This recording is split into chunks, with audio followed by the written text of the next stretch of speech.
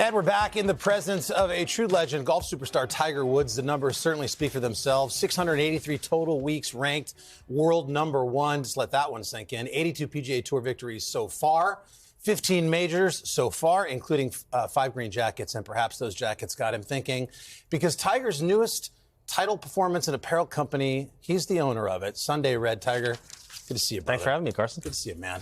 We've got so much history. Yeah, we do. We've been playing golf together. Grew up over 30 years now in Southern California. Yep, correct. Both of our fathers meant a tremendous amount to our lives and our early golf development. We're both dealing with our teenage sons in that matter. When you look back, in SoCal where we grew up, man, golf wasn't cool yet.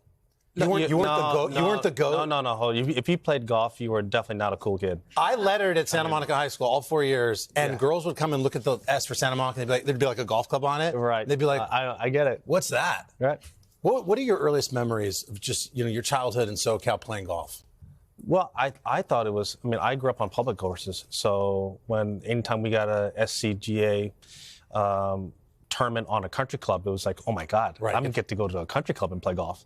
So that my relationship with golf is mainly public golf, and then eventually got into some of the, I couldn't believe they cut the greens like almost every day at a country club, because I'm used to cutting on Monday only, and watching it just kind of grow through that the entire week. But no, it was good. The fact that we had so many junior golf tournaments, as you know, during the summer, that we were able to play competitive golf the entire summer. Well, most of the cool kids were surfing and doing California stuff. There was a few of us idiots that were out there playing golf. So I have great memories playing with you. Mm-hmm. Let's talk about the game of golf right now. Scotty Scheffler, Nelly Korda, we're seeing something real special right now. 9 out of the last 10 events they have won. What do you see when you see Scotty playing in particular? Well, for Scotty, I think that obviously his iconic foot movement belies what the club is actually doing, through the golf ball, how good it is, right. How stable it is, how solid he hits it. You just stand back and just watch ball flight. There's something different about his. It's just so consistent, and he works it both ways. Yeah. He goes both ways, and it's just a matter of if he putts, decent, he's going to win. If he putts great, he blows away fields.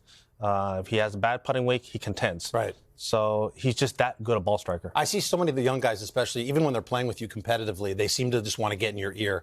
What do they want to hear from you? Other than, technique and swing, what would surprise us that the young guys ask you about? It ranges. Some of the stuff is cannot be said, and other things That's the stuff I want to know. No, you can't. And other things are golf related, and being, how did I do it? Yeah. How did I do it for so long, or even why did I do it?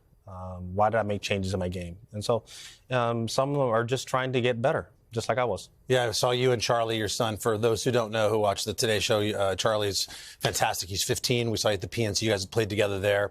He's tried to qualify for a few events. Tell me about that relationship on the course. I've got a teenager who doesn't want to hear anything out of my mouth about his golf swing. Yeah, okay. So, are you coach? Are you dad? But he will listen to you about broadcasting, right? Yeah. That's the same thing. He listens to me about golf. Oh, he does listen to you. But anything else outside of that, because I don't know anything else. Right. And even then, there's a little bit of pushback in golf, but which is totally cool. He's 15 years old. It's what happens, what teenagers go through. They're trying to find their own place in the world. I get it. Yeah, there was a cool moment at the Masters we saw. I'd never seen this before. Charlie on the range with you, and he had a club, and he was holding it in front of you like this, and he was kind of making these motions. It looked like the two of you were sort of working together on a swing. We are. What was that about? Well, it's just like being at home. It's like being at home when we're practicing at home. I'm trying to keep the club tight to my body. What is this thing when he's holding the club here? Is that a hand thing? I'm trying to keep my arm path tight to my body and not let it run on. Basically trying to get my hips to move. And so you and him are having this dialogue. I've struggled with my hips moving, and especially since my accident, my right leg doesn't work that well. Yeah. So I have a hard time with that. I tend to slide. When I slide, I tend to hit these blocks, and trying to get that out of my system, he puts the club there to incentivize me to turn. I saw Sam there on the bag too. She's got no. Well, that was at PNC. Right. That was different. She doesn't want to play golf? No. How come? She has, I think, a negative connotation to the game because at that time, growing up, when she was growing up, golf took Daddy away from her. I had to pack and I had to leave. I had to go on for weeks, and there's a negative connotation to it. So we develop our own relationship, our own rapport that's outside of golf, that we do things that is done involve golf. Meanwhile, my son and I, we do everything golf related. Right. It's just very different. You had said at the beginning of the year the idea was to play kind of a tournament a month. That, I think, at the I'm hoping to, yeah. Yeah, I don't know, is that timeline still, doesn't seem like it's quite working out, but are you readjusting? I have basically the next 3 months. So I have 3 majors, and hopefully, that'll all kind of work out. How do you feel physically? How did you feel after Augusta? I was sore. What do you do? Cold plunge, stretch, all of it? Cold plunge every day. All of it? Every day. Religiously. For those who are watching the Today Show, I want you to, we have Sunday Red, your clothing line. Mm-hmm. It's, we all know you wore red on Sundays, and you crush the competition. People can wear this stuff and feel like they're tapping into your energy of a Sunday Red. But tell people why you wear red, because this is a win for moms everywhere, and there's a lot of moms watching. I wear red. My mom thought that being born a Capricorn, that red was my power color. And so in some of the junior golf events in SoCal, I would wear red, and I won. Okay, so in spite, I wore blue. At other tournaments, in spite, I didn't win, and so I then switched to red, and I had a lot more success wearing red. So I then saved it for okay, Mom, I'll make you deal with you that I'll wear red on big events. Right. On the last round of big events, because I can't wear it every single day. Of course. At Southern California Junior Golf, they're playing every day. All the time. So I can't do it. I'll wear it on the last day of big events. She said, fine, just wear it the last day. And I did. I ended up wearing it. I love that. I don't think a lot of people know why you wear red. Yeah. There's a nice little tie to mom. Yeah. My mommy. Yeah. And your mom. And speaking of dad, Earl, there's that great picture of you in '97 when you won. Hugging your dad. 22 years later, it comes full circle when you win in 2019 when you go and your kids were there and you're hugging Charlie in particular. Mm-hmm. There's this split screen here gets me every single time. It's one of the greatest sort of images in sports. What do you see when you see that? Generational. I just wish my dad could have met Charlie. And I wish Charlie could have met my dad. Yeah. There's commonality. It's me in there, but I wish they would have met. They would have loved each other. How do you keep his spirit alive? We have lots of pictures of. We call my dad Pops. I know you call your dad Pop. Always Pops. Yeah. We have pictures around. I drink a little Cuddy Sarks, what my dad drank on his birthday, and I'm always telling stories about. How do you keep Earl's spirit alive? He's always with me. I always think about him. I mean, everything. It's amazing how many things I say to my kids that came from him. You feel like you're him. Right? I do feel like it. Man, I wish I would have taken more of his advice. I wish I would have paid more attention to him when he was alive, because I'm saying a lot of the same stuff that he said in the short time that I did have him on this earth.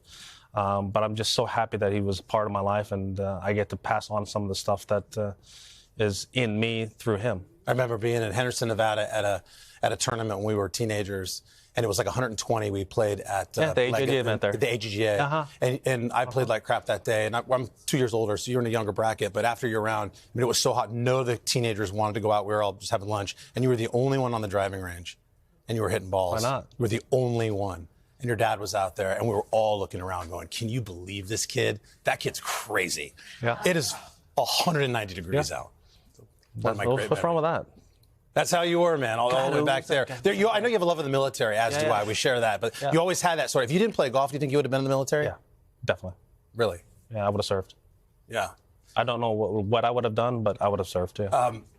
Sunday Red? I mean, so tell everybody about the logo. Okay, the logo is a tiger. It's a simple thing. I mean, it's nice and clean, but there's some representation of what I have done in my career. If you look at the stripes, there's 15 stripes. And as you alluded to earlier, I've won 15 major championships. Right. So what happens if you win at Valhalla in 2 weeks? That's my goal is to ruin the logo. Yeah, you want to just keep adding little humps. I want to keep ruining the logo. Like a dinosaur. The trademark is here is this, and my job is to ruin it. What's it feel like to wear your own clothing line and not Nike? It's incredible to wear something that's designed by athletes, made for athletes. I love it. Your caddy's here, Uncle Al. I got to play through. Thank you. Tiger Woods. How do you carry these things? Jeez, this is crazy. That's why I don't. No problem. Tiger. Yeah, you got it. Thank you. Thanks for having me. God all right. Bless. All right. Yes, be good. Good luck. Hey, thanks for watching. Don't miss the Today Show every weekday at 11 a.m. Eastern, 8 Pacific on our streaming channel, Today All Day. To watch, head to today.com/allday or Click the link right here.